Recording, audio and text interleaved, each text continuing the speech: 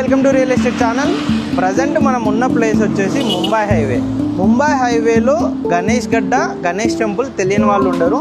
ఇప్పుడు ప్రజెంట్ ఉన్నది మనం అదే టెంపుల్ దగ్గర అనమాట. ఇక్కడ చూస్తున్నారు కదా, ఇది వచ్చేసి మన గణేష్ గడ్డ గణేష్ టెంపుల్ అంటారు అనమాట.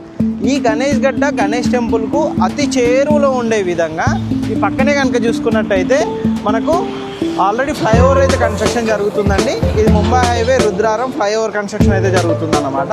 మనకు రుద్రారం విలేజ్ కూడా చాలా పక్కనే ఉంటుంది. ఈ గణేష్ టెంపుల్ పక్కనే వచ్చేసి పరివార్ దాబా ఉంటుంది. ఈ దాబా నుంచి జస్ట్ మనకు 500 to 600 మీటర్స్ ఉండే విధంగా విల్లా ప్లాట్స్ హెచ్ఎండి అప్రూవ్డ్ తోటి మేము ముందుకు తీసుకొని వచ్చాను. ఒకసారి మనం ప్రాజెక్ట్ దగ్గరికి వెళ్దాం. ప్రజెంట్ వర్క్స్ అయితే స్టార్ట్ అవుతున్నాయి. ఇప్పుడు రోడ్ కటింగ్ వర్క్స్ ఇవన్నీ జరుగుతున్నాయి అనమాట.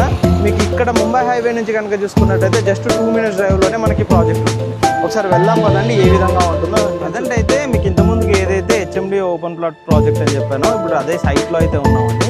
ప్రజెంట్ మనకు వర్క్స్ అయితే స్టార్ట్ అయ్యాయి. ఆల్రెడీ రోడ్ కటింగ్ వర్క్స్ కూడా జరుగుతున్నాయి అనమాట.